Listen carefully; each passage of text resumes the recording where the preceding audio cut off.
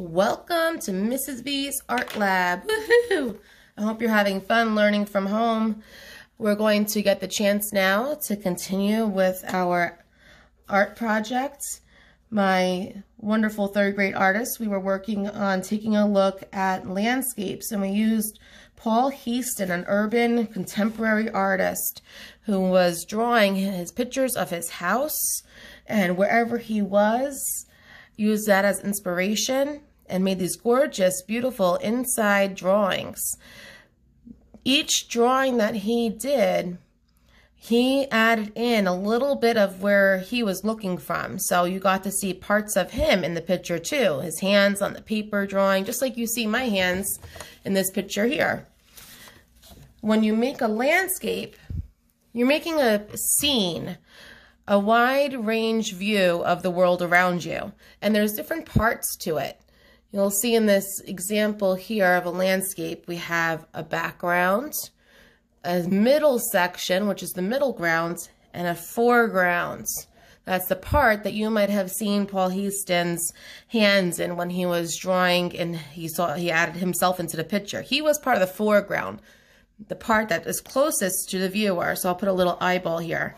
That is closest to us that we can see. And then usually something that's in the foreground is really big in the picture. It fills up that front space, and it's kind of like when you're looking at yourself in the mirror. You're right up against the mirror, you're really big, but if you take a step back, farther back in your room, you get smaller and smaller and smaller. You can see more of something, a wider range of something. Well, that happens in your backgrounds too, in your pictures. As you get farther away, the objects in your picture will get tinier. They'll show distance that way. As it goes through the middle ground, that's where you're starting to get some of the action happening in your pictures, or things will shrink a little bit more. And then in the farthest part in the picture, when things are super far away, you really have very, very tiny bits of it that you see, depending on how far away they are in the picture. In our pictures, to make them successful, we're going to use something called line, space, and value tricks. The elements of art are little things that that artists will think about and use in their pictures to help make them successful. So we have, in Paul Heaston's pictures, lots of line. All his pictures were made from drawing lines to show you the shapes that they were and to add in details. He thought about the space. He thought about the whole scene and how things landed in that, and then he added in value. Value is lights and darks of a color of something. It's shadows, like I'm adding in some value in there, and things that are three-dimensional will have a shadowy side and a highlighted side. That's how it makes it look like three-dimensional. So we're going to think about these things also when we're drawing our pictures. Now, well, you're going to get the chance to see some of my house. Here's my work setup. Whee! And now I'm seeing myself in the picture and part of my house in the picture. And I left it kind of lived in so that you could have some interesting things to see that I draw. We've got the middle ground right through here, the foreground where my hands are, my picture, and then the background. Woo, see where my marker's pointing? All this back here, the wall with the cabinets and pots and pans and cereal boxes. Yep, that's the background. That's the farthest part of my picture. Paul Heaston, I don't know if you had the chance to take a look, but in his pictures, he had only the part that he could see. So you're not looking at his face, but when you look down, you're able to see your hands, you're able to see your body. When you're drawing, looking out at something, you can't see your face. So you're going to start with what you can see only. I can't see the rest of the chair here, so I'm not going to draw it. To help you with that, if you're having trouble blocking out something, you'll take a small rectangular square sheet of paper, and you're going to then fold it in half and cut out a little window out of it. That is making of what's called a viewfinder. It's going to help you only draw exactly what you can fit on your page that you can see. So when I'm using a viewfinder, if I put this up, it blocks out parts of my picture that I don't want to see, that I can't fit, and I can pick just the right space to draw.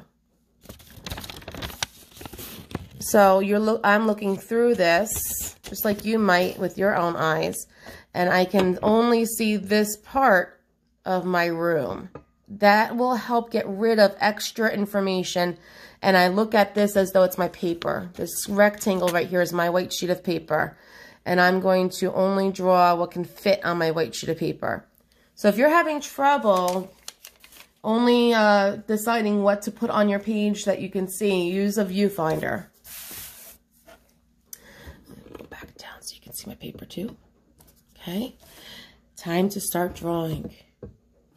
Just like he does, I'm going to start with my hands as well. Zoom out a little more. There we go. So when I'm drawn on my paper, I'm going to have the spot where my hands are. My hands are drawing on this page. Here's my one hand. Some of you talked about how you really were inspired by your backyards. You were inspired by sports. You are absolutely able to go ahead and use that as your scene. You don't have to use your living space. You don't have to do exactly what I am doing for the location, but it's a good place to start. I'm going to draw my hands with my pencil.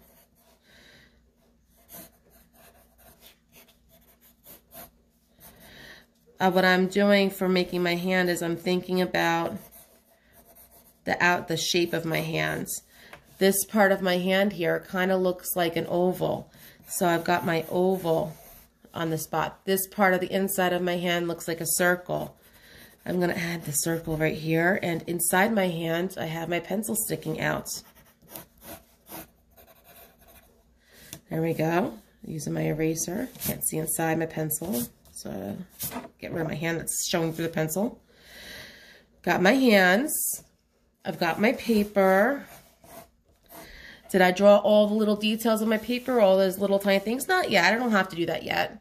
I did get my clipboard though. So I'm going to add on the detail of my clipboard on here.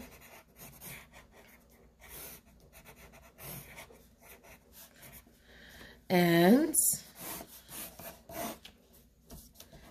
now for the space around it. So if I look on the outside of my clipboard here, I see the bottom of what's holding up my phone. And I see a cup on my table. I see part of my box of color pencils and tape.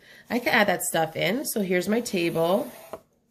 Right in front of me is, and it's only taken up the corner space. It says this little part right here is as long as the corner. So I'm going to make sure it's the right length too.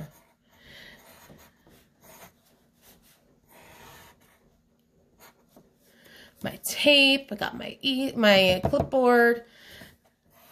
I have the bottom of my stand, and if you take a look, I made this really long. Well, it's super close up to me. It's taking up a big amount of space. It goes all the way up past my window in the background, past my table in the background. It's a really big piece here. So I'm going to show that on here as well. Got my little mug. I can't really fit a whole lot of it, and that's okay. It's going right off the page. It's showing reality. It's what I can see. Not what I know is there, but only what I can see. Right in front of my table is my chair with a sweatshirt strewn over it, my kid's desk, my art cabinet. Yes, the art teacher has an art cabinet. and some learning stuff, because you know what? I have to teach my kids at home just like your parents are teaching you guys at home. And I'm teaching you at home. I'm teaching my kids too. So we have lots of school stuff out. Right in front of my table, taking up a big part of my page. It's going up as high as the post right here. It's going to fill up that big space for that reason. So when I'm drawing,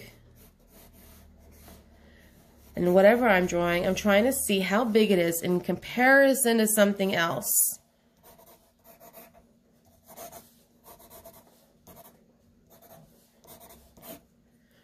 Filling up the space there. Art desk. It's right up against it.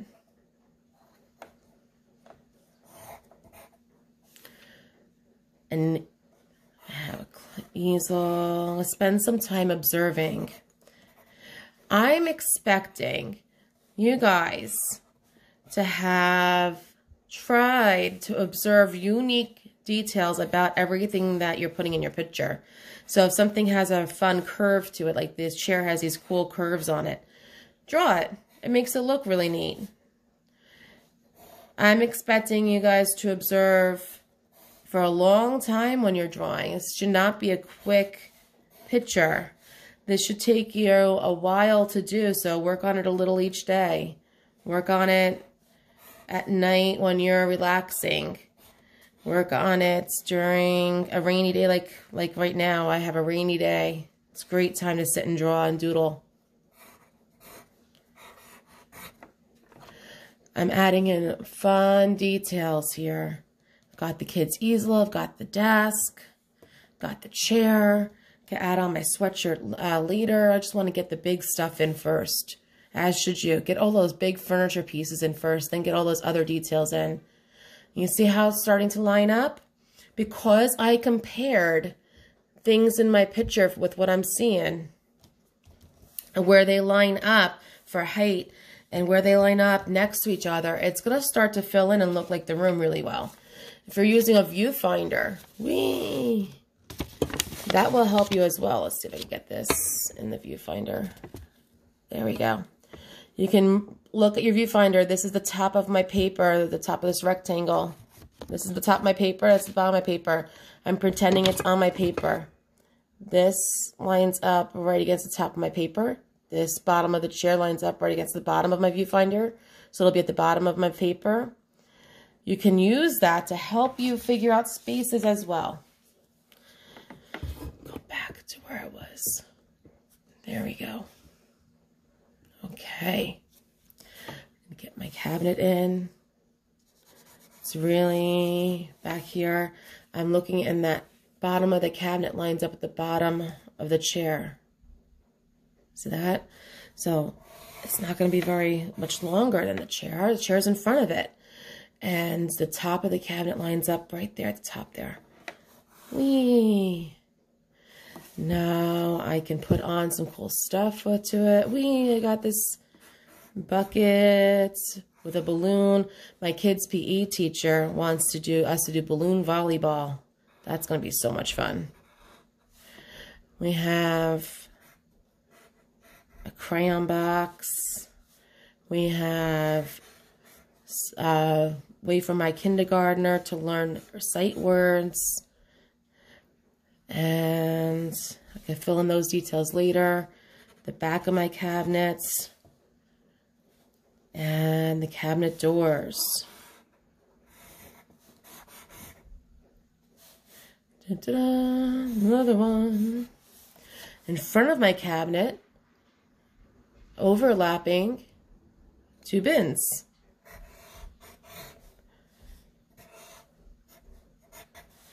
And here's another bin. And I'm just going to keep going like this. I'm just going to keep layering and adding on stuff. You're going to have to look into Seesaw and the Art Lab website for any extra examples, any extra details that might help you out. And my refrigerator's back here.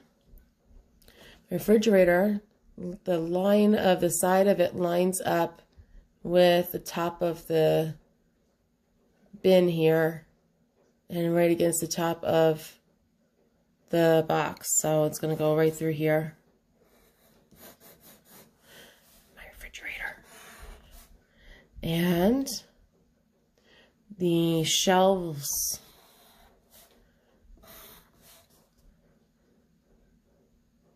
All right, I got my shelves. Add on all my details on my shelves later. Corner of my room. All right, so that's the first step, is getting in all those cool details in pencil. Then you can go ahead and outline in marker, just like the artist did. I've got a couple of Sharpies with me. You can use any skinny color pencil, any pen, anything that you would like to use for this. All right, and I'm going to go ahead and add on all the bold lines with a thick marker, all the thin stuff, the little details, for instance, with a black pen or a black marker that has a really fine tip. I can go back and take a look and see what else I'm missing for details, like the 3D-ness on this. And shadows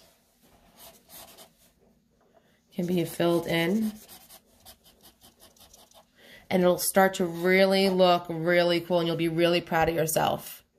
Take your time. Restart if you need to. Do the best that you can. My goal for you is not that you're able to make this like a photo, realistic and perfect, but that you've tried to observe where things line up, the shapes of them, and the line details. We need to start training our eyes, which will help you get better and better and better. Have fun.